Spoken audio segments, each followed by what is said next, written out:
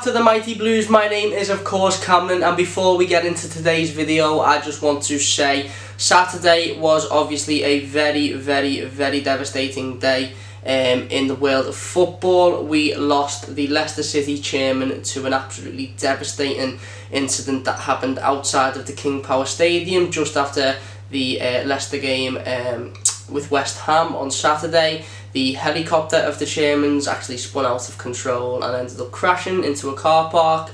The chairman lost his life along with 4 other passengers, I believe, including the 2 pilots, who were both boyfriend and girlfriend as well. So I just want to say the condolences and thoughts of everyone at the Mighty Blues, myself, anybody that's ever, I'm speaking on behalf of the whole channel here, are with Leicester City at this very tough time. A man that was adored by everybody associated with Leicester City. He dug Leicester City out of the dying depths of League One and brought them obviously to being Premier League champions in 2015-16 in a season that any fan of any club could only wish for. Certainly us as Evertonians, it's something that we have been looking for years, and it seemed like an absolutely wonderful man, not just for the football club. He helped regenerate the city itself. He donated towards a new children's hospital, other bits and bobs around the city as well he gave money towards. He often put on free food, free coach travel to away fans, donuts, free beer, free food for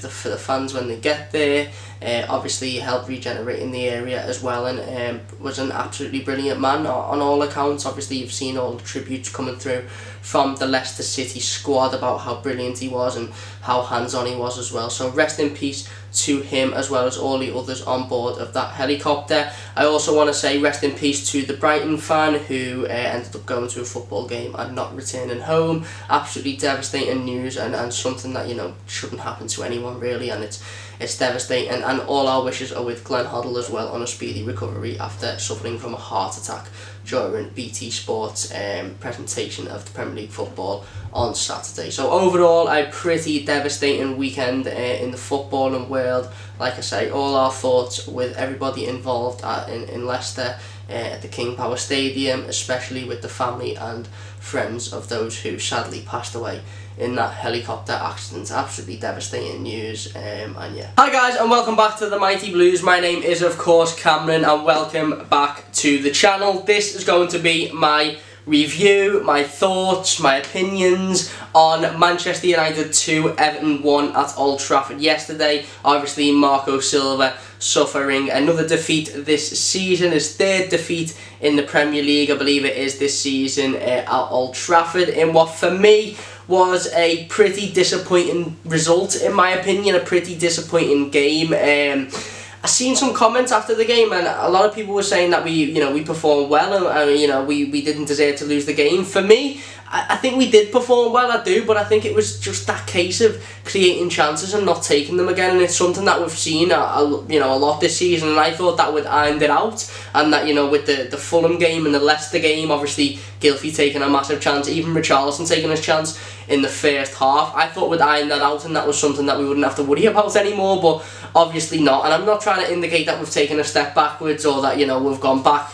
I just think that it was disappointing that we couldn't take the chances we had in this game, and ultimately that's what lost us the game. Now, if you did see my instant match reaction yesterday of the game, it was a very emotional one, very heated one. I went in on referee John Moss, and after having a day to reflect and a day to sort of try and figure my mind out, and a lot less emotions involved now because I've had time to calm down, I've still come to the conclusion that John Moss is an absolute idiot and shouldn't referee in the Premier League ever again. Never mind Everton, he should not be allowed to referee Everton Football Club. This sort of 24 hours after the game has allowed me a little bit of time to think about this situation more, and it occurred to me, that John Moss also refereed the game against Arsenal, which we again consequently lost, and again a goal that was about 25 yards offside was given by a referee that's clearly very biased and hasn't got the ability to referee in this league. But it's not all about John Moss. I don't think that was the reason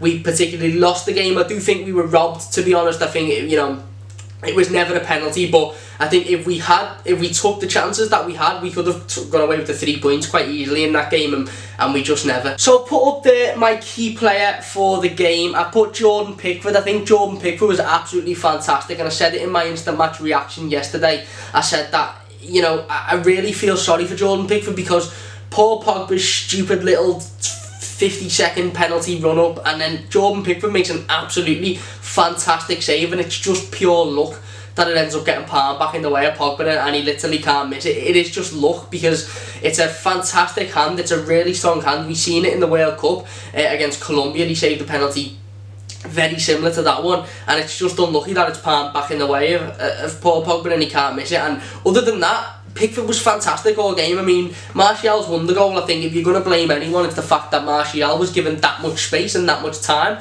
on his strong foot, because we know he's done it before against Everton. He's done it before in this league. We know Anthony Martial is a quality footballer. Like I said yesterday, in my opinion, he's Man United's best player, and we know he can do that, and we allowed him the space, we allowed him the time to do that, and I don't think that was Jordan Pickford's fault at all. And other than the 2 goals, obviously, which on paper it looks like, you know, how can you give a goalkeeper man of the match? He conceded 2 goals, but if you actually watch the game, you realise that Jordan Pickford was fantastic, and he was the difference between Man United scoring 2 and Man United scoring 4 or 5, and I think that's obviously credit to his performance. I also want to give a shout to Andre Gomez. I think Andre Gomez was fantastic in this game, and after me saying I didn't think he'd start because I don't think he'd be fit enough, he proved me wrong, and I think he proved a lot of Evertonians wrong as well. He come in, he seemed a lot fitter than he was in the game against Palace at the weekend before, sorry, and he was on the ball, he was driving forward. There was a couple of little clips where he picks the ball up in midfield and he just drives forward and he brings everybody forward, and it's fantastic to see a midfielder doing that. And for me, I'd be giving Barcelona whatever they want for Andre Gomez in the summer, and I'd be starting the negotiations in January. I'd be saying, look, this lad's fantastic, let's tie him down now, because he was absolutely brilliant against Manchester United yesterday. And even though he was on the losing team, him and Jordan Pickford I thought were 2 of the best players on the pitch, and you know, it's no coincidence that we've brought a player in that can play forward in midfield, and they're looking fantastic in this team. It's no coincidence that a goalkeeper that is one of the best goalkeepers in world football, again, I don't care what you say, he is looking fantastic when he's making saves like that. So in terms of key moments, I've put there the penalty decision. Now by that I mean Martial's penalty decision. Like I say, I went quite heavily in on John Moss yesterday, deservedly, but I will briefly talk about it now. It's not going to be as emotional as it was yesterday, but basically Martial gets in the box. Idrissa Gana Gueye, firstly for me, should tackle him outside the box. I don't think Gana Gueye should allow Martial the time to get into the box. If he was going to put a foot in, he needs to do that outside the box, so that if a foul was given, it was merely a free kick. Anyway, he doesn't. He puts a foot in, and regardless of whether it's in the box, whether it's outside the box, he gets the ball. His foot touches the ball, and it is an absolute unbelievable amount of luck that the ball ends up ricocheting back off Martial's leg, so that it looks like he's taken it past Gueye and Gueye's tipped him. No, that isn't what happened at all. Gueye gets a full foot on the ball, knocks it the opposite direction, it then ricochets off Martial and ends up going back into the path. But that's irregardless. A professional referee in the highest level of English football should be seeing that. It's not a foul. I've seen people on Twitter saying, yeah, he gets the ball, but is it still a foul because the way he's done it? It makes no sense. How can that make any sense? How can you sit there and say, yeah, well, he got the ball, but he still tipped them up, so it's a foul? You may as well just absolutely blag and jag the whole foul situation off and just say that if a player falls on the floor to get a free kick, that may as well be the rule. Because I've seen Sky trying to,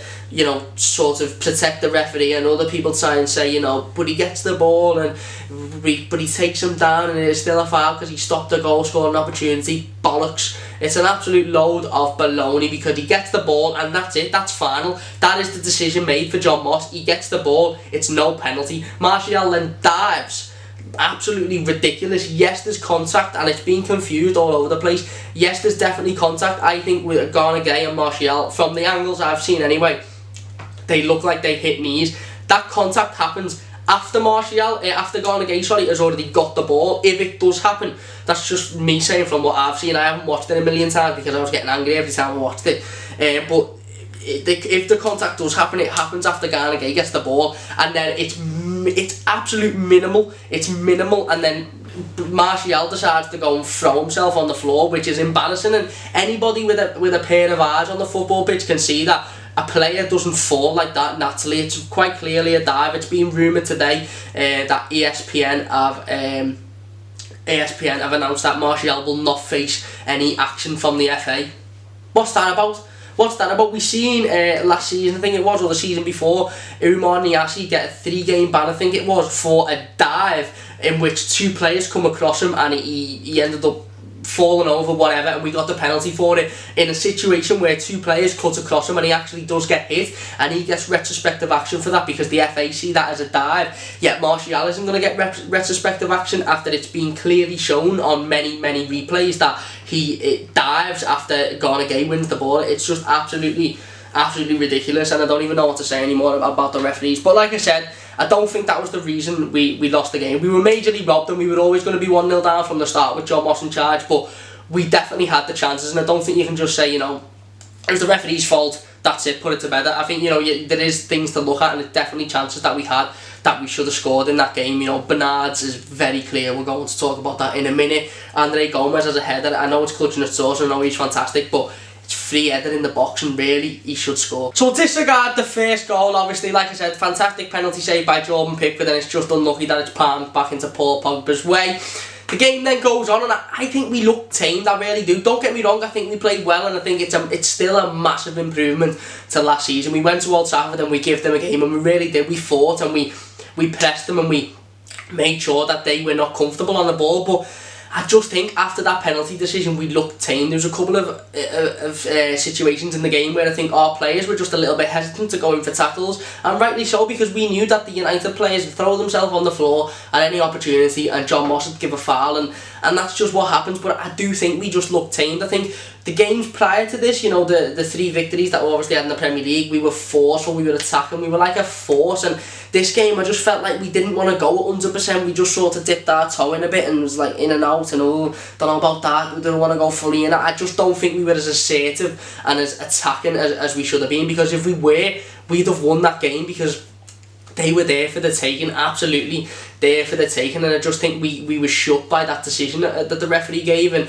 we just didn't want to get involved in the game, in my opinion. I think we sat down well. I think we made sure that United were not comfortable on the ball, but there was too many times in the game where we looked like we were just a little bit fearful to get into players and to, you know, make them hard challenges, especially as Gana Gueye after that yellow card. He adjusted his game well, don't get me wrong, but he didn't look like he wanted to get involved anymore, because he knew that if it wasn't, if he put another challenge in, he was going to get sent off, and that's just what happens in games when you've got biased referees and officials. But I just don't think we looked as assertive and as attacking as we have done in previous games this season. So yeah, like I said, we had opportunities in the game. I think I've seen a lot on the internet, and I've seen a lot today and yesterday after the game as well, a lot of scapegoating for the likes of Seamus Coleman and Theo Walcott. Now don't get me wrong, I think Seamus Coleman and Theo Walcott had a really poor game. I think Theo Walcott's had a poor game now for a matter of weeks. Even the games that we've won, I don't think he's shunning at all. He's had opportunities where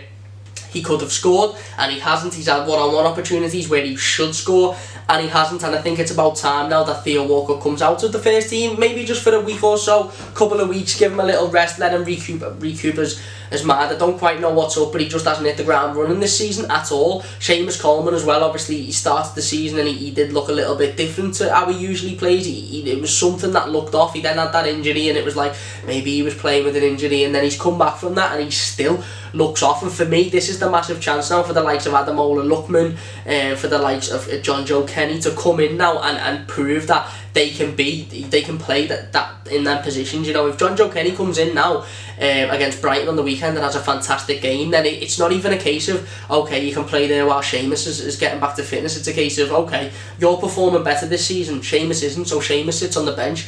Regardless of whether Kenny comes in and plays fantastic, I do think Marco Silva and Marcel Brands will be in for the right back in January. I just think it's needed, a little bit like the left back situation with Lucas Dean and Leighton Baines. I think it's needed the right back in January, if I'm being honest. But you know, it's really strange to see, because that right hand side got majorly exposed yesterday, and it really did. Everything that United were having were coming down that right hand side. And don't get me wrong, I don't want to scapegoat that, because on the opposite side, the left hand side, Bernard has the best chance of the game really. You know, he takes it around the keeper and he's he makes the wrong decision at the end of the day. He makes the wrong decision, and I really like Bernard. I think he's hit the ground running very well. I think he's performed very well in every game he's played in, maybe other than the Palace game. But you know, regardless of whether he's not fit or not, I know he's come out and said I'm not fully fit, and when I am, you'll see the best of me, and that's fair enough. But he rounds a keeper, and if his decision then is to shoot, it needs to go in the back of the net. That ball needs to rustle the net. If it doesn't,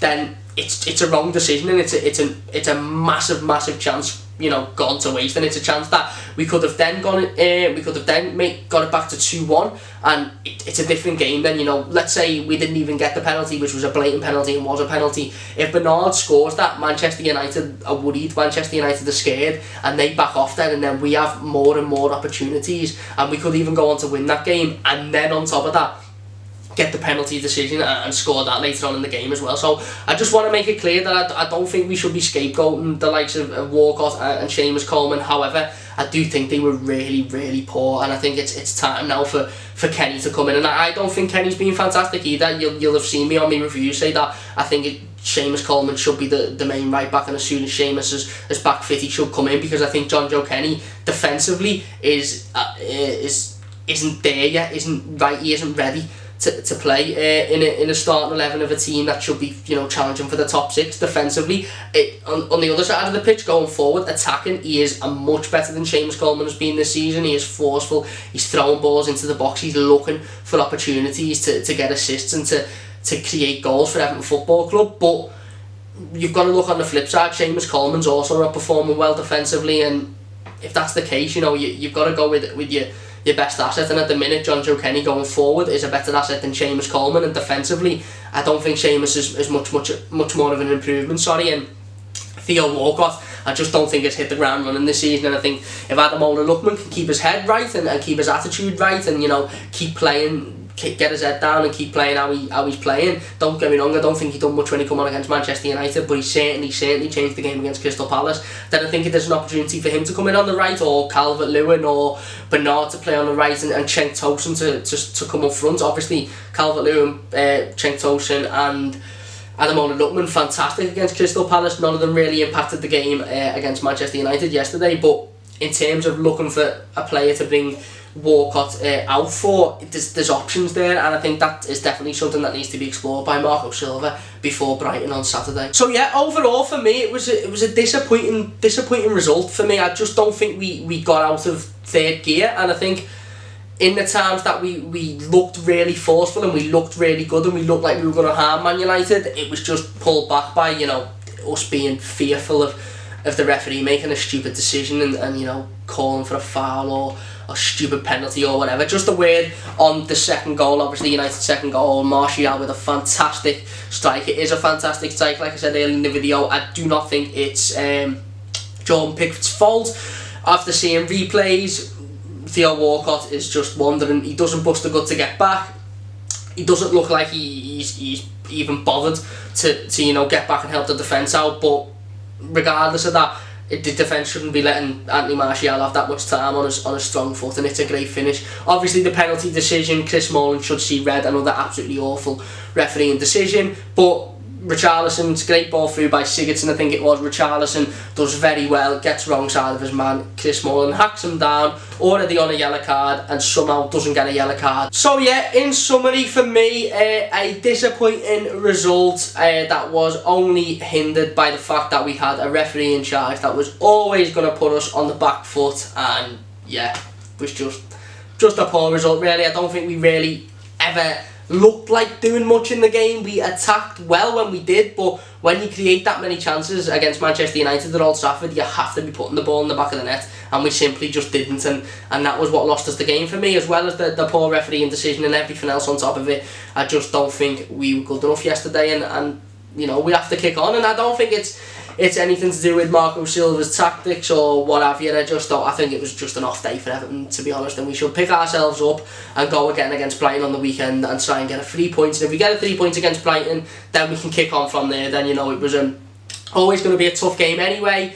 Never mind the decisions made by the referee and the fact that, you know, we didn't take our chances. But it is what it is. It's over now. A disappointing result. A little bit less of an emotional review today for you. Thank you very much for watching this video. I do just want to say, before I go, VAR is being used in pretty much every top league in world football. Was used on the biggest stage of football in the summer in the World Cup. I believe it's being used in the Champions League as well this season, biggest stage of European football, but somehow is not being used in the richest, most successful league in world football, in the Premier League. I wonder why that is. I wonder why that's because the FA don't want VAR to show up the actual ability of the referees in this league and show just everybody that they're absolutely awful and can't do the job. I wonder why that is. The sooner VAR comes into the Premier League, the better, because that decision for the penalty is cleared up within 5 seconds. It shows that Garnagay gets the ball and the player's waved